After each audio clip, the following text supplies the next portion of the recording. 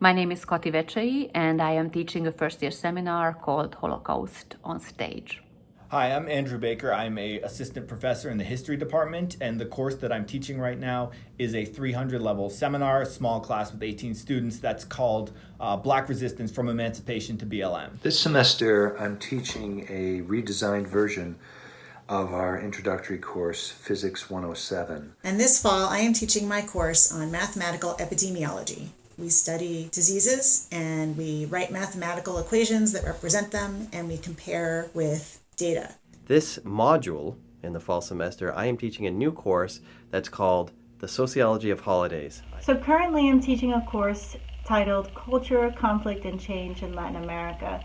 It's an anthropology course that looks at different anthropological questions that have been examined in the Latin American region. My course that I'm teaching now is on childhood in North Africa, and we were reading Fatima Mernissi's Rêve de Femme, Dreams of Trespass. This semester in Module A, I'm teaching RFSS 100, What is Rhetoric? One of the courses that I'm currently teaching this module is ED 362, Basic Issues in Special Education. I am really excited about this class. It is a sociological analysis of the origins of holidays that we celebrate mostly in the United States, and an analysis of why we celebrate them the way we do, where these traditions come from, what they mean. Sociology has a lot to offer here. We're trying to understand how society invents holidays for different purposes and why we generate so much meaning from these holidays that we all know and love. And so it's been really fascinating to discuss this with the students and to get their takes on various holidays. So far, we are up to about the 4th of July in the module, and it gets more interesting every day. I am so happy to be back in the classroom, back teaching students both with me in the classroom environment, as masked and as strange as that is, but also over Zoom, virtually. I have 4 students in my class who are coming in from all parts of the world. In my classroom, almost everything is the same as in previous years, except that we are sitting a little further apart and we are all wearing masks. We still watch films and theater productions together, and we have great discussions about the politics of collective memory. What's different about the course is it's still largely introductory basic topics in physics, but it's done in the context of living systems. So it's really meant for students who are studying life sciences, majoring in life sciences, or potentially interested in pre-health programs. So it probably goes without saying why why it's such a powerful moment to be teaching a course like this, covering about 160 years from sort of the moment of freedom, quote unquote freedom, to the present struggle for freedom, which is still one that is enduring, obviously. We're teaching this class in the immediate aftermath of the single largest Black mass uprising that we've seen since the late 1960s. And what the course has kind of allowed us to do is to follow through time the trajectory of Black resistance, trying to understand kind of in every particular moment, whether it's the Jim Crow South to the Harlem Renaissance to the 1960s to today, trying to understand those historical moments in their own context, what they were, but also being able to link them to what we're going through right now. This will be a semester teaching this course unlike any time before. In 2014, we studied Ebola, which was an outbreak, and people were very concerned about it, of course.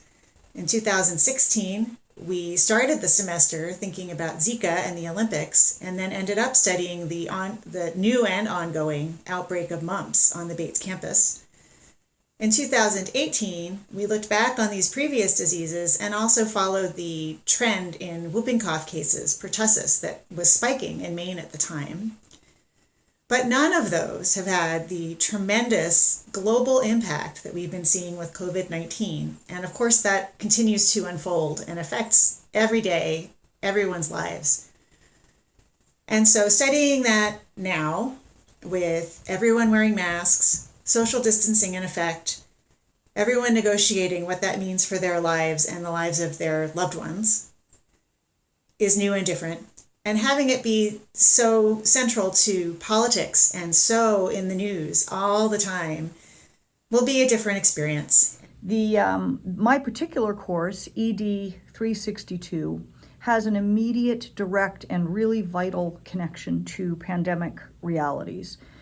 Schools are, as we know, and school systems are profoundly impacted, and some students face additional barriers to accessing their educational programs. And so my students are not only delving into questions of ideology, what do we mean by certain terms or concepts, how did we come to mean those things, who gets heard or not heard, where do we see possibilities of inequity within the laws and the realities that exist, and also what is the purpose of the law that we call Individuals with Disabilities Education Act, which is at the center of this course. But we also are looking at issues of pedagogy, and that includes things like what specifically are teachers, K through 12 systems, teaching, and how is learning happening, and how are we doing this teaching? How is this learning and teaching happening, especially right now? How might we address issues of inequity and justice when we know that there are children and youth learning remotely who are experiencing great challenges with that remote reality? And so those are some of the real life applications and questions that we're asking that blends the theoretical and research base with the practice on the ground in alignment with their placements at Lewiston Middle School. So it's pretty exciting to be doing a course that I think is really relevant for students interested in life sciences and pre-health studies. The other thing that's different about the course is it's being taught in more of a studio format in which students view some slides that are narrated before class and they work a problem. And then when they come to class, they've also read the text, and when they come to class, they engage in small group work, typically in groups of 3, working on problems or doing a simulation or maybe working in a lab. So the idea is to really use lots of small group engaged interaction, and it gives us an opportunity to check in with them and see how things are going. And right now is a really fascinating time to teach the course.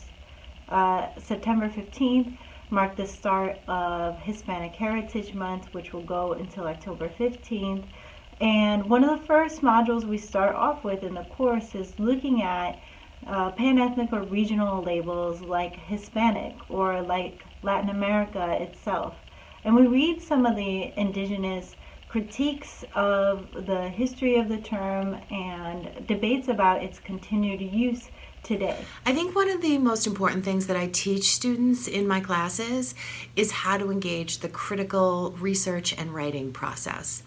And that process is necessarily uncomfortable for students because it's messy and they don't know what they're going to say, what their actual argument is, until they've actually already started the process of research. The theme that comes up every day is history.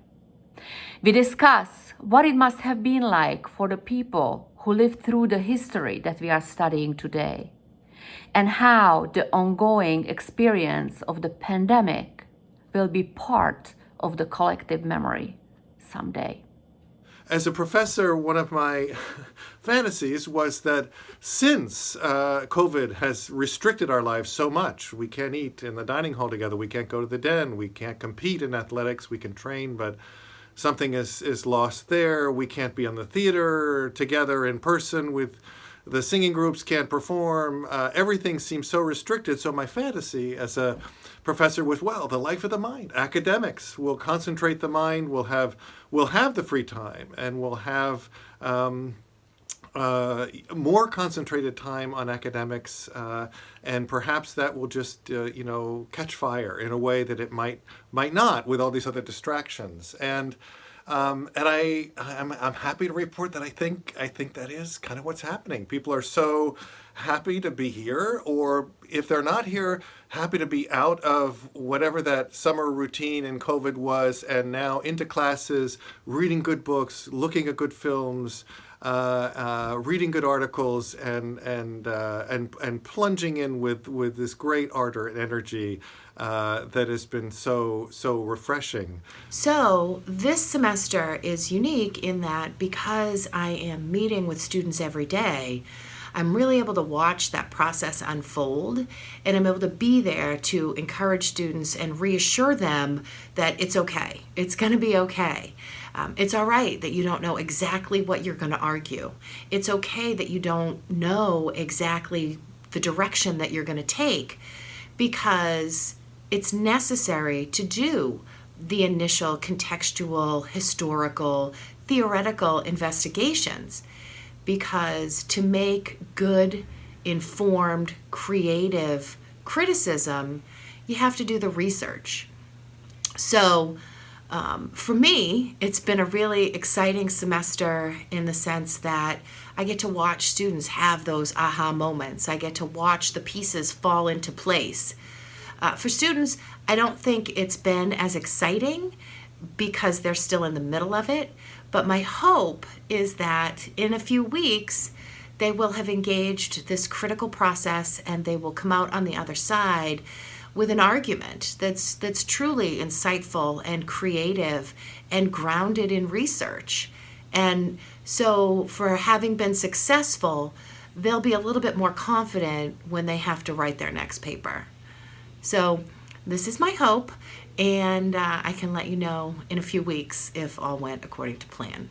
The other part of the course that I'm really excited for is that they're writing their own research papers. So twice a week we're discussing, and then once a week we're running research workshops where they are essentially producing their own scholarship on topics that they've chosen related to Black resistance. And so seeing the sort of engagement, the creativity of thought, the insights that they are bringing to both of these projects that we're pursuing together this module, and then with the added intensity of the modules, meeting 3 times a week, longer meetings than usual, and yet being able to maintain the sort of energy that we've started off the year with, that's been incredibly rewarding. The class again feels this is a moment in our country's history that is a historical one. It will be looked at historically. And so to be able to teach a class that seems so relevant, that is so relevant at this particular time has been one of the great challenges, but also one of the most rewarding experiences that I've had as a teacher. I'm really, really grateful to be able to be on campus and to be teaching classes in person.